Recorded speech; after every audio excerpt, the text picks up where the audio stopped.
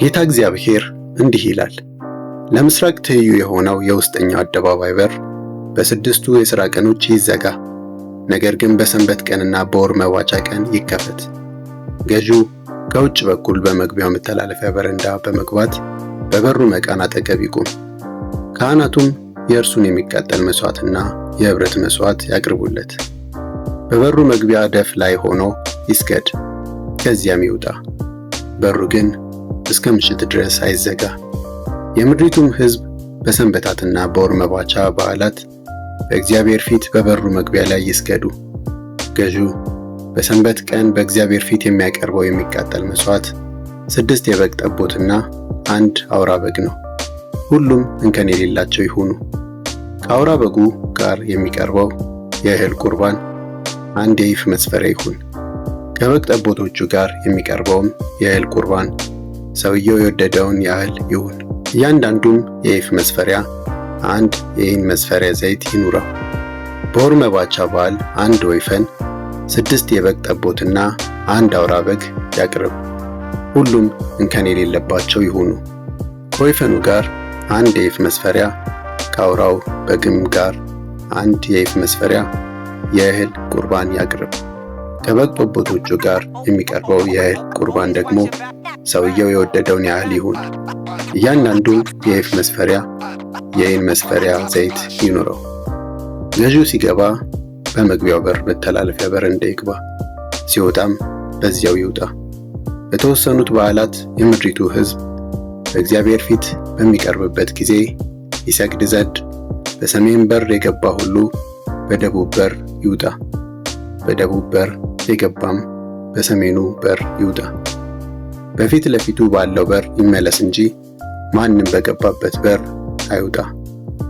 ገዢው በመካከላቸው በመሆን ሲገቡ ይገባል፣ ሲወጡም ይወጣል።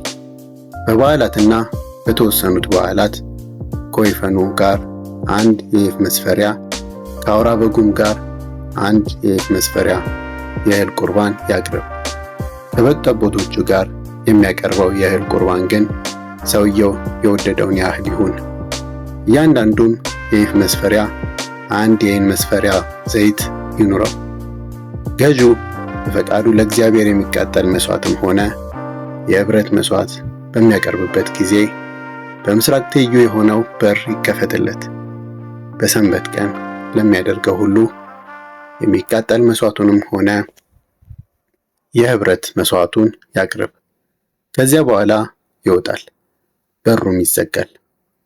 በየቀኑ እንከን የሌለበትን የ1 ዓመት ጠቦት የሚቃጠል መሥዋዕት አድርገህ ለእግዚአብሔር አቅርብ። ይህንንም በየማለዳው ታቀርበዋለህ። ከዚህም ጋር 1/6 የኢፍ መስፈሪያ ዱቄት መለወሻም የሚሆን የኢን መስፈሪያ ሲሶ ዘይት አድርገህ በየማለዳው የእህል ቁርባን አቅርብ። ይህን የእህል ቁርባን ለእግዚአብሔር ማቅረብም የዘላለም ሥርዓት ነው።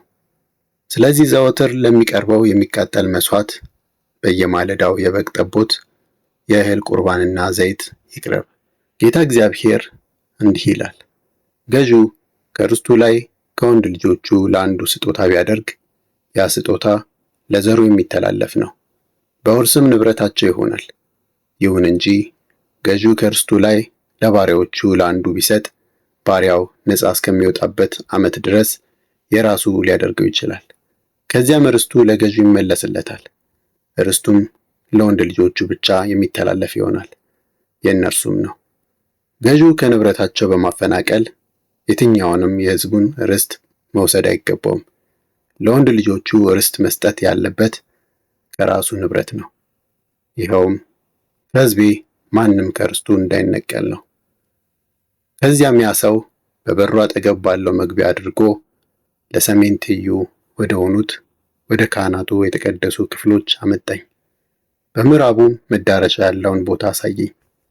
እርሱም ይህ ስፍራ ሕዝቡን ለመቀደስ መሥዋዕቱን ወደ ውጭ አደባባይ እንዳያወጡ ካህናቱ የበደሉን መሥዋዕትና የኃጢአቱን መሥዋዕት የሚቀቅሉበት የእህሉንም ቁርባን የሚጋግሩበት ቦታ ነው አለኝ። ከዚያም ወደ ውጭ አደባባይ አመጣኝ።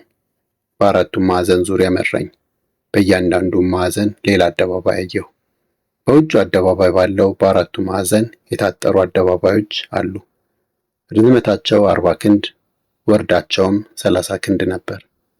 በአራቱም ማዕዘን ያሉት አደባባዮች እኩል ናቸው። ከስሩ ዙሪያውን ምድጃ የነበረበት በአራቱም አደባባዮች ውስጥ ዙሪያ የድንጋይ እርከን ነበር። እርሱም እንዲህ አለኝ፣ እነዚህ በቤተ መቅደሱ የሚያገለግሉቱ የሕዝቡን መሥዋዕት የሚቀቅሉባቸው ስፍራዎች ናቸው።